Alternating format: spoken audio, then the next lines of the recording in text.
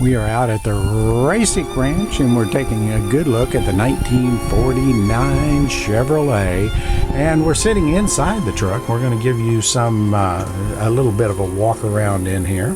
To begin with, that speedometer right there was rebuilt. It was rebuilt professionally 7,802 miles ago. When we got it, it did have a cracked glass, and we fixed that. We put a brand new glass in it.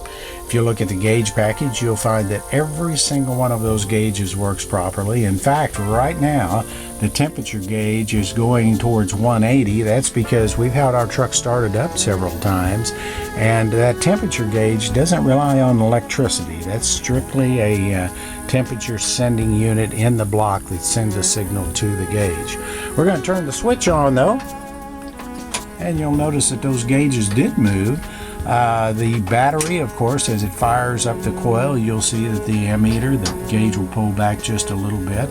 You'll also see that the fuel gauge is working properly. Oil pressure hasn't moved because we haven't started the engine yet, but we're just about to do that. We're going to make sure it's in neutral as we flip the gear shift back and forth. We're going to reach down on the floor starter right down at the very bottom and hit the starter. As that 216 cubic inch Stow Volt 6 springs to life. Oh, we love these old trucks. This one, horn works properly, and notice it's right on the steering wheel where it should be. It does have a brand new steering wheel. That's a Jim Carter reproduction.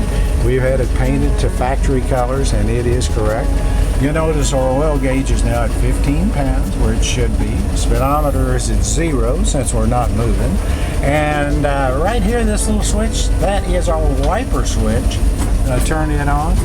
Show you that our vacuum wipers work perfectly.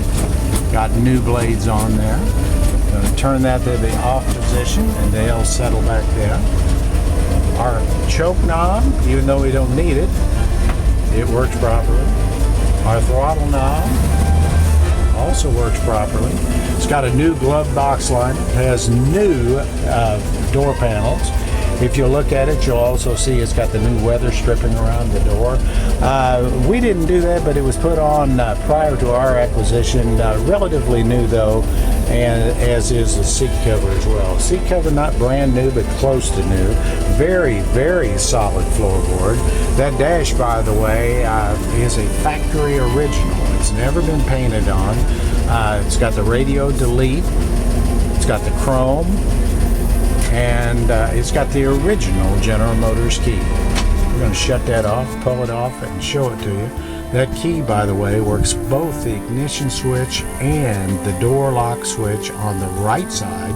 They only had one door lock on these old trucks, and they put it on the right side, so you had to enter from the sidewalk side of the street and not be out in traffic while you're fumbling with your key and trying to unlock the door.